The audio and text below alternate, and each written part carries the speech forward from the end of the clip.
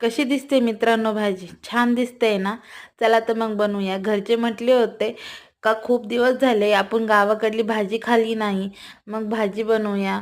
म्हटलं चला तुम्हाला आवडते गावाकडली तर मग आपण तीच बनवूया. खोबरे घेतले, मिरची घेतली, ती परतून घेतली. कांदा घेतला, कांदा भाजून घेतला, तो तळून घेतला. त्यानंतर फुटाणे पण भाजून घेतले.